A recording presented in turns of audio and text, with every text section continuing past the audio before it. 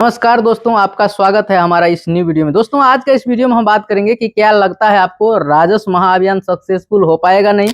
आखिर राजस्व महाअभियान में इतना प्रॉब्लम क्यों हो रहा है, कौन वो लोग हैं जो इस राजस्व महाअभियान में बाधा देने का काम किए हैं, और मैं आपको इस वीडियो में सारा जानकारी दूंगा कि आखिर राजस्व महाअभियान में क्या कुछ प्रॉब्लम हो गया है। देखिए, राजस्व महाअभियान इतना बड़ा काम होने वाला था।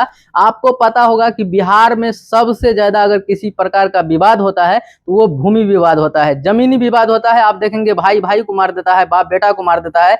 इस प्रकार से क्या होता है, बिहार में जमीनी लड़ाई होते रहता है। तो बिहार सरकार ने ये बहुत बड़ा कदम उठाया था कि चलो राजस्व महाअभियान करने के बाद जो काम, जो भी जमींदार थे, जो भी रैयत थे, जिनका पेपर अंचल कार्यालय से नहीं सही हो पा रहा था, उनको घर घर तक पहुंच करके राजस्व कर्मी के द्वारा और वहां पे जितने भी उनके जनप्रतिनिधि हैं उनके द्वारा क्या किया गया, जो सारा पेपर को सुधार किया जाएगा। देखिए, राजस्व महाअभियान एक बहुत बड़ा अभियान था। ये अभियान को सफलतापूर्वक करने के लिए बिहार सरकार को कुछ ऐसी बातें हैं जो बिहार सरकार चूक गई है और उस पर ध्यान नहीं दिया है। देखिए, आज का इस वीडियो में हम बात करेंगे कि आखिर ये राजस्व महाअभियान पे ग्रहण क्यों लग गया और ग्रहण क्यों लग रहा है, वो सारा जानकारी हम आपको इस वीडियो में देंगे। देखिए, बिहार सरकार चाहती है कि किसी तरह से इसको लेपापोती करके, क्योंकि सामने चुनाव है, सामने इलेक्शन है, किसी प्रकार से रैयत से, जमींदारों से फॉर्म कम से कम जमा ले लिया जाए, ताकि सभी को लगेगा कि हमारा जमीन का पेपर अब सही हो जाएगा, हमारा जमीन का जो लफड़ा था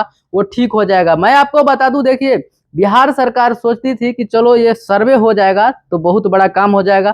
आम पब्लिक, आम लोग भी सोचते थे कि चलो राजस्व महाअभियान होने के बाद क्या होगा, हमारा जमीन का पेपर सही हो जाएगा। लेकिन कहाँ गलती हो रहा है, आज का इस वीडियो में हम सब कुछ आप लोग को बताएंगे। देखिए, आपको पता था, सभी लोग जानते हैं कि राजस्व महाअभियान का तारीख 16 अगस्त को रखा गया था, यानी कि 16 अगस्त से लेकर के 20 सितंबर तक क्या होता है, राजस्व महाअभियान का काम चलने वाला था। उसमें क्या हुआ, राजस्व महाअभियान शुरू होने से पहले बिहार सरकार के जो भी बिहार भूमि सुधार विभाग के राजस्व कर्मी, राजस्व कर्मचारी थे, सारे लोग क्या किए, हड़ताल पर चले गए। पटना गर्दनी बाग में वो लोग लगभग 20 दिन से ज्यादा हो गया, लगातार वो लोग धरना प्रदर्शन कर रहे थे। उसके बाद भी सरकार ने कुछ भी इस पे एक्शन नहीं लिया। उन लोगों का जो मांग था, उन मांगों को नहीं सुना गया और सीधा सीधा बताया गया कि मैं आप लोग का ज्वाइनिंग संविदा कर्मी के रूप में किया हूं और आप लोग संविदा कर्मी हैं। हमारा जो ये टेंडर है, हमारा जो काम है, खत्म होने के बाद आपका नौकरी खत्म हो जाएगा।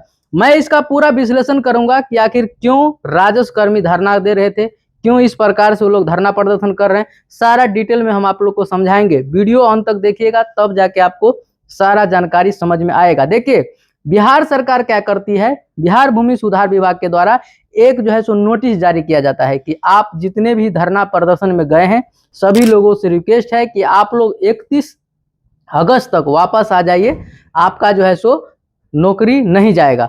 तो कुछ लोग, उसमें से टोटल 12,000 के आसपास राजस्व कर्मी थे, जिसमें से 3,000 कुछ राजस्व कर्मी क्या हुए, वापस अपने काम पर लौट गए 31 अगस्त तक।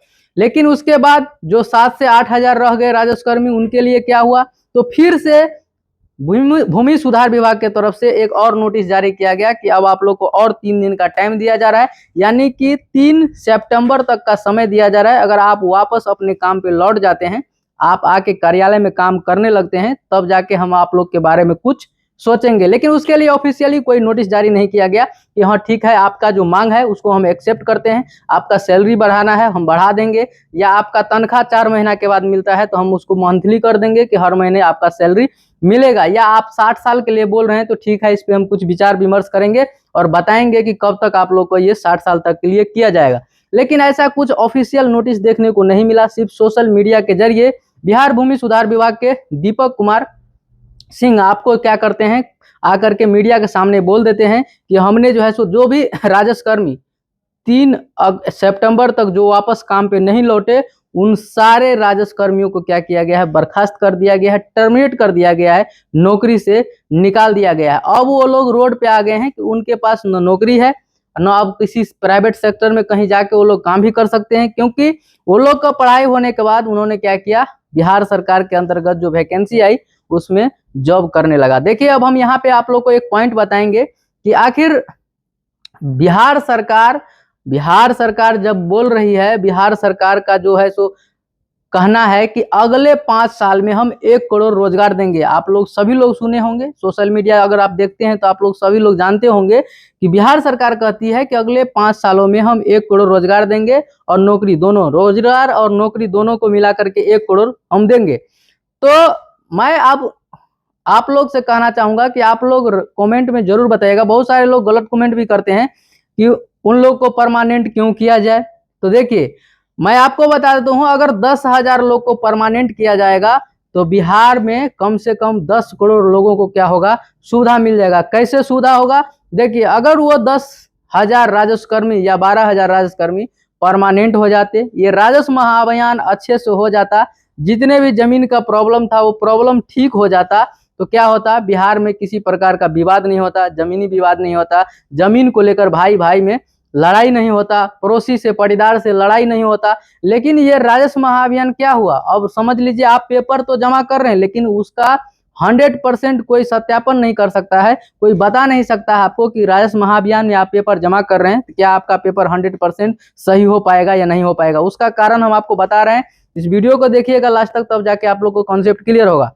तो वही हम बता रहे हैं कि राजस्व कर्मी को टर्मिनेट कर दिया गया। अभी जो है सो पूरे 8 से 9 हजार राजस्व कर्मी रोड पर आ गए हैं। वो लोग अभी भी लगातार धरना प्रदर्शन कर ही रहे हैं, लेकिन उनके कुछ साथी जो थे वो 3,035 कुछ वापस काम पे आकर के क्या किए, कार्यरत कर रहे हैं। अब जो है सो बिहार सरकार का जो भूमि सुधार विभाग है उसके तरफ से बोला जाता है कि हम नए सिरे से जो है सो नया वैकेंसी निकालेंगे, ज्वाइनिंग कराएंगे, इसके बाद हम राजस्व महाअभियान और भूमि सर्वे का जो काम चल रहा था उसको करेंगे। तो देखिए, मैं आपको बता दूं, क्योंकि सभी लोगों को पता है कि अभी 2 महीने में चुनाव होने वाला है। जैसे ही चुनाव हो जाएगा सर्वे ऐसे ठप पड़ जाएगा, कुछ भी काम नहीं होने वाला है। तो चाहती है गवर्नमेंट कि हमारा राजस्व कर्मी चलो नहीं आए, तो उन्होंने ये भी बताया कि हम CSC सेंटर से हम अपना काम करा लेंगे। अभी जो है सो गांव के जनप्रतिनिधि से काम कराया जा रहा है, मुखिया, वार्ड, आंगनबाड़ी सेविका, आशा, ये लोगों से क्या हो रहा है, फॉर्म किसी तरह से वितरण कर दिया गया और फॉर्म को अब जमा भी लिया जा रहा है। तो बहुत सारे लोग, बहुत सारे जगहों पे विवाद हो रहा है, क्योंकि बहुत सारे लोग ऐसे हैं जिनको फॉर्म ही नहीं मिला, किसी को पते नहीं है कि कैसे फॉर्म भरना है। क्योंकि सबसे बड़ा समस्या यहाँ खड़ा होता है कि जो एक्सपीरियंस पर्सन था, जिसको नॉलेज था, वो लोग तो धरना प्रदर्शन पे हैं, लेकिन सरकार से मांग कर रहे हैं कि हमको परमानेंट कर दो, हमारा सैलरी बढ़ा दो, हमारा जो है सो तनख्वाह जो है सो मंथली कर दो, हर मंथ सैलरी मिलना चाहिए। लेकिन इस पे सरकार किसी प्रकार का कोई संज्ञान नहीं लेती है, लेकिन डायरेक्ट एक्शन होता है कि चलो जितने भी धरना प्रदर्शन पे हैं सभी को क्या करो, टर्मिनेट कर दो, निकाल दो, नए सिरे से हम ज्वाइनिंग कराएंगे। देखिए, इसमें क्या होगा, आम पब्लिक को, आम रैयत को और आम जमीन मालिकों को क्या होगा, प्रॉब्लम होगा, जिसमें उनका जमीन का पेपर सही होना था, अब आपका पेपर सही नहीं हो पाएगा। क्योंकि जब राजस्व कर्मी नहीं काम करेंगे तो कौन काम करेगा। अब हम आपको बता देते हैं, देखिए, कोई अगर इंजीनियरिंग करता है या कोई अमानत का पढ़ाई करता है तो उसको सालों साल लग जाता है सीखने के लिए कि खाता किसको बोलते हैं, खेसरा किसको बोलते हैं, रकबा क्या होता है, डिसमिल क्या होता है, ये सब समझने के लिए बहुत टाइम लगता है। लेकिन यहाँ पे सरकार सोचती है कि किसी तरह से इस राजस्व महाअभियान में हमारा पेपर जमा हो जाएगा। पेपर जमा होने के बाद सभी लोग समझ जाएंगे कि हमारा जमीन का अब सर्वे हो गया, हमारा जो विवाद था, हमारे जमीन के कागजात में जो गलती था, प्रॉब्लम था, वो ठीक हो गया है।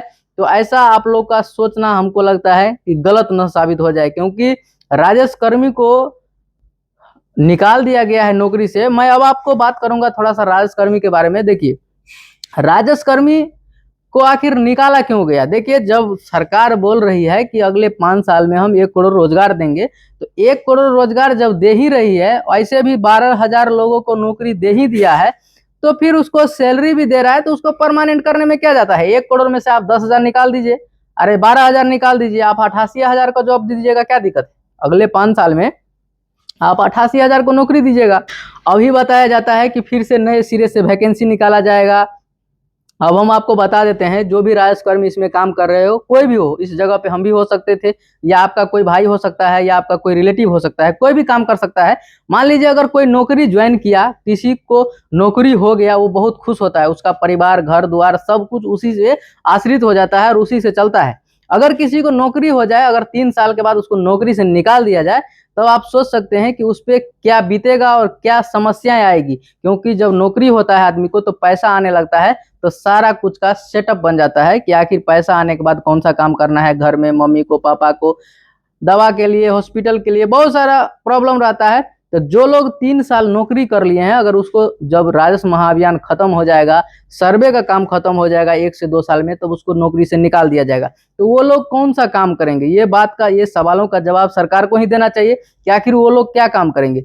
सरकार क्या करती है, पेपर में, सोशल मीडिया के माध्यम से, बड़े बड़े अखबार में फ्रंट पेज पे छपवा देगी कि हमने 10,000 राजस्व कर्मी को क्या किया है, नियुक्ति पत्र वितरण किया है। लेकिन उसमें यह नहीं लिखता है कि हमने 10,000 राजस्व कर्मी को 2 साल के लिए नौकरी दिया है। आपको यह भी लिखना चाहिए कि आप जब नौकरी दे रहे हैं, जब रोजगार दे रहे हैं, तो आपको उसमें यह भी लिखना चाहिए ना कि हम कॉन्ट्रैक्ट बेसिस पे 2 साल के लिए हम जो है सो 10,000 आदमी को रोजगार दे रहे हैं। ऐसा नहीं होता है। जब वैकेंसी आता है, किसी का रिजल्ट हो जाता है, तो नियुक्ति पत्र देने के लिए बहुत धूमधाम से होता है। वहां पे कम से कम 10-12 सोशल मीडिया रहता है, जो पत्रकार लोग होते हैं वहां पे पहुंचते हैं, पूरा उसको अच्छे से रिकवर किया जाता है, फ्रंट पेज में पेपर में छपा जाता है कि आज जो है सो माननीय मुख्यमंत्री जी के द्वारा 10,000 लोगों को नियुक्ति पत्र वितरण किया गया। लेकिन ये उसमें नहीं बताया जाता है कि कॉन्ट्रैक्ट पे था, कॉन्ट्रैक्ट पे 2 साल के लिए लिया गया है, 2 साल के लिए नियुक्ति पत्र दिया गया है, 2 साल के बाद हटा दिया जाएगा। लेकिन सरकार जब जुड़ाने लगेगी तो बोलेगी हम जो है सो पूरा, हम अपने सरकार में पूरे 15 लाख नौकरी दिए हैं, 50 लाख अभी तक रोजगार दे दिए हैं। क्या दे दिए आप? घंटा दे दिए। 10,000 रोजगार दिए थे, वो भी 10,000 आदमी को आप निकाल दिए। जो आप राजस्व महाअभियान शुरू किए थे, वो राजस्व महाअभियान भी सही से नहीं हो पाया। लोग का जो प्रॉब्लम था, समस्या था, वो भी नहीं दूर हुआ, और आप जो है सो अभी राजस्व कर्मी को टर्मिनेट कर दिए। तो आप लोग ही राय में, कमेंट में अपना अपना राय दीजिएगा कि क्या ये सरकार सही कर रही है या गलत कर रही है, क्या करना चाहिए। देखिए, ये राजस्व महाअभियान, मैं आपको बार बार बोलता हूं कि बहुत बड़ा अभियान था, बहुत महत्वपूर्ण काम होने वाला था।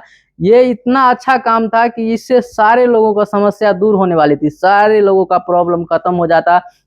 लेकिन सारा सत्यानाश कर दिया गया इस राजस्व महाअभियान को। अब देखिए क्या होता है, क्योंकि अब तो उन लोगों को टर्मिनेट कर दिया गया है, लेकिन फिर भी वो लोग धरना प्रदर्शन कर रहे हैं। अब क्या होगा नहीं होगा उसका तो हम नहीं बता सकते हैं। जैसे ही कोई अपडेट आएगा मैं आप लोग के साथ साझा जरूर करूंगा। बाकी वीडियो आपको अच्छा लगा तो चैनल को लाइक, कमेंट, शेयर जरूर कीजिएगा। बाकी वीडियो लास्ट तक देखने के लिए थैंक यू, धन्यवाद।